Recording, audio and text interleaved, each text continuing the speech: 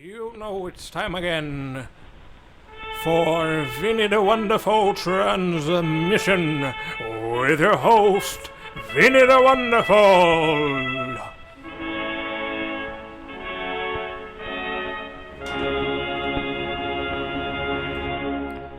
Another day and another episode of Viny the Wonderful Transmission, and today I'm going to talk about watercolors.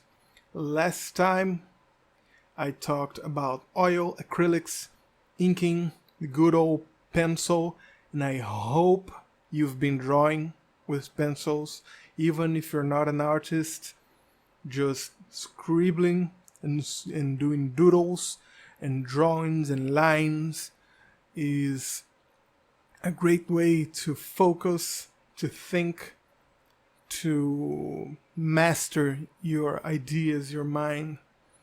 And it's just such a nice activity. But watercolors, let me get into it because it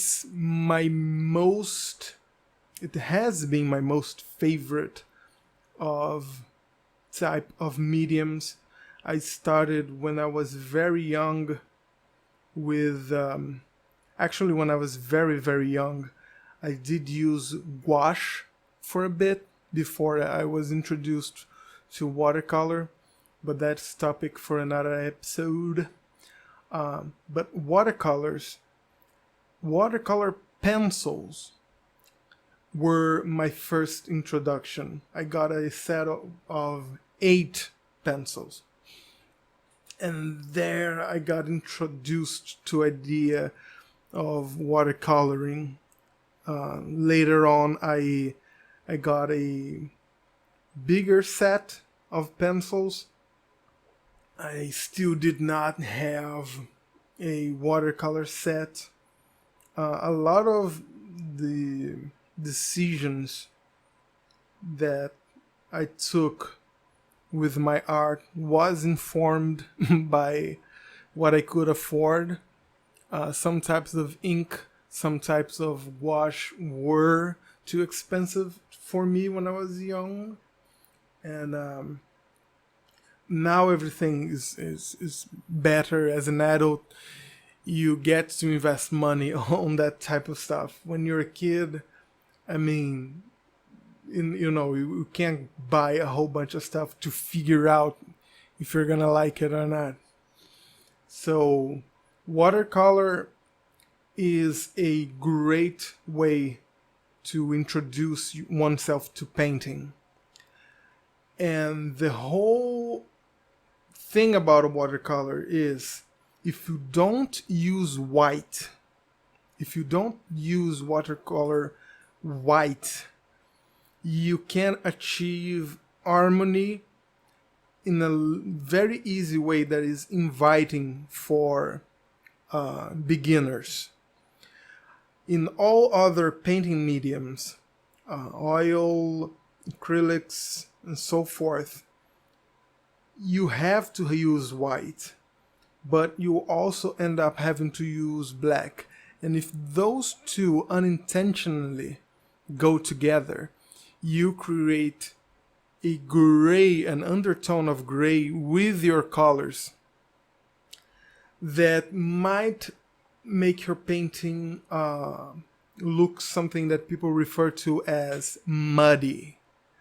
The colors look a bit off, a bit without life, without brightness, saturation. And if that is unintentional, your painting can look ugly. By simply keeping in mind this advice in watercolor, you can make great paintings just by not adding white, which unfortunately in time gave people the impression that that is some form of a rule. And I have observed this because I like watercolors so much, and I also like reading and studying about art. I've observed that there are several types of schools of thought, as it were, different art styles when it comes to watercolor. You have the academic type of watercolor, the classic watercolor, the illustration watercolor. You have Chinese watercolors.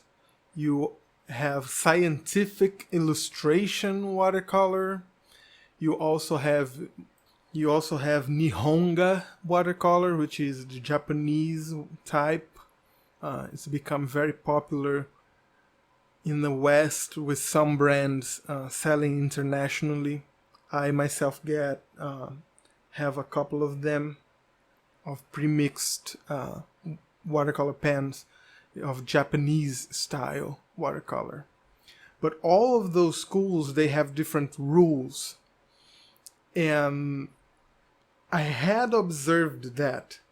I had noticed that before I read in a book. A friend of mine gave me a book by author Hazel Harrison, and it's a book called How to Paint and Draw. This book kind of acts like an encyclopedia of introduction for all those techniques that I've been talking about. So that was a very nice gift. And that book mentions something that I had observed, and I will talk about when I got to that conclusion. But let me quote the book for a second here. Myths and prejudices. For some reason, watercolor has attracted a more comprehensive and often inexplicable list of do's and don'ts than any other medium. People feel that there is a correct way of working and that any departure from this constitutes a kind of unfaithfulness to the medium. For example, we're told that we must never use opaque white because it will spoil the translucence of colors, while good painting aids such as masking fluid are described as mechanical and therefore in some way immoral. Hazel Harrison, Art School, How to Paint and Draw, 1994. So yeah, there is a prejudice against using white, which is according to the book, a very recent thing. You can find several examples of artists historically that use white. I reckon it's because of what I said earlier, that if you don't use white, you can easily avoid getting muddy colors. So that is a good advice, but using white watercolor and even white gouache is a good technique. It's a good option to have, and I use it all the time. Illustrators use that all the time, and even on March 17th, the Gurney Journey blogspot, James Gurney blog, he wrote, what do watercolor societies say about gouache? And so American Watercolor Society says that's okay to use anything that's water soluble, such as watercolor acrylic, watercolor acrylic, casein, gouache, etc. But it needs to be on paper. So their rule is you can't use on canvas or board. So there are several different rules like that. And just to give you an example, I've both seen watercolor masters give the following advice. I've seen one watercolorist say that if you need a good dark tone, you need to mix all the colors that are left over in your palette. You mix them all, make a chromatic black. You're going to make a very dark color. And then you apply that on paper. And if you then need a highlight, you, instead of using white gouache, you get a palette knife or a knife and you just scrape the paper. And I've seen a botanical illustrator saying that you need to create a very thin layer of mostly water with just a little bit of pure pigment, and you apply that on paper, wait for it to dry, and then you apply layer after layer, and you don't even rub the brush in like back and forth. It needs to be in one direction because you don't want to upset the fiber of the paper. Now, from doing that, sorry my voice went, but that's kind of how she explained. From thin layer after thin layer with a brush that is always soft because it's animal hair and nylon, which for watercolor is very soft. And she also insisted that you need to brush stroke on the same direction, not back and forth, versus the guy saying just mix whatever you have on your palette, clean it up, make a black out of it, a dark gray out of it, set it on paper, and if you need to bring out the white, just scrape the paper. From not upsetting the fiber to scraping the paper. So whatever book you read about watercolor, whatever teacher you have of watercolor, they're gonna give you different instructions. Now, in any art style, those are like techniques and advice. But for watercolor, for whatever reason, like the book says, people are really serious. They're really adamant about those rules. Like they get upset if you don't do it the way that the teacher is telling you to do. My advice to you is do exactly as your teacher is saying, or if you're learning from a book, do it exactly as the book is saying, even if you find it counterintuitive, even if you think it's wrong, is not your style, give it a try. I find that one of three things will happen. You will learn a new technique and you see that you were actually wrong.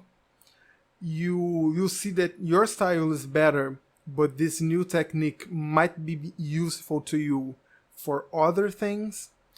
Or worst case scenario, you're gonna find out that that is indeed useless to you and you're gonna confirm. But you did that by trial.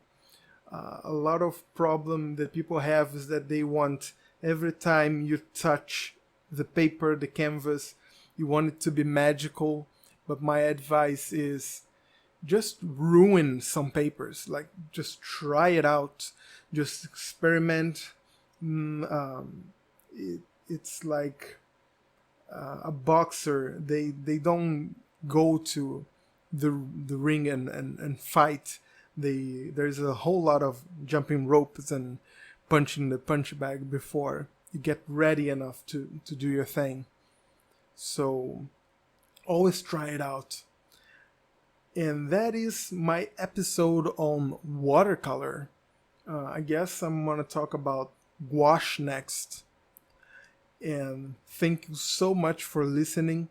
If you have a question, if you want to know more about the old Viny, go to vinythewonderful.blogspot.com. If you want to send me a message for this transmission, it's Hey Viny, HEYVINY, just one N, at hotmail.com. And I'll answer your question on a future transmission if you'd like. Just send whatever, but be nice, please, and no cursing. That's it, guys and gals, boys and girls. Thank you so much for listening to another one of these, and see you next time.